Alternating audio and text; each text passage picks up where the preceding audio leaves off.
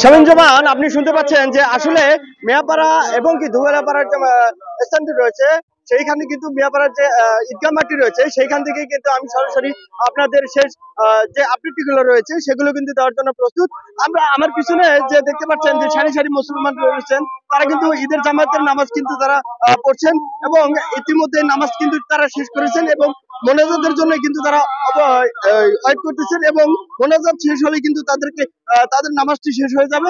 একটু পরেই আমরা আপনাদেরকে যেমনটি জানাই যে আসলে তারা কিন্তু কয়েক গ্রামের মানুষ কিন্তু এই এক ঈদগাহতেই তারা কিন্তু নামাজ পড়ে থাকেন। সেটি হলো যে মিয়াপাড়া ওমেন ওসিমুন্নেসা যে নুরানি হাফিজিয়া মাদ্রাসার যে মাঠটি রয়েছে সেটি কিন্তু তারা আসলে ঈদগাহ মাঠ হিসাবে তারা ব্যবহার করেন। এই এই এখান থেকেই আমরা আপনাদেরকে জানাচ্ছি যে আসলে যে এখানকার যে সর্বশেষ তারা যে জামাত দিয়েছিল, তারা কিন্তু সকাল 8টার দিকে তারা জামাতটি দিয়েছিল।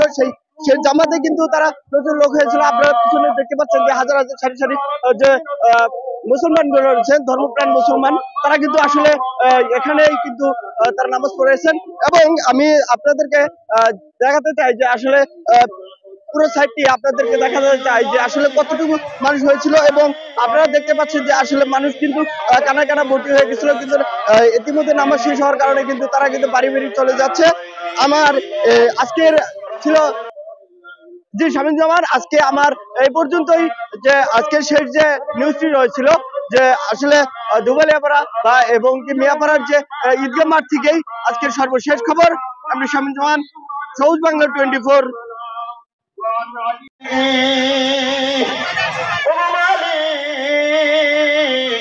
আখিরাতের বিচার দিনে এ পাপীদের উপায় রহমান রহিম নামে মানিয়া লইলাম তোমার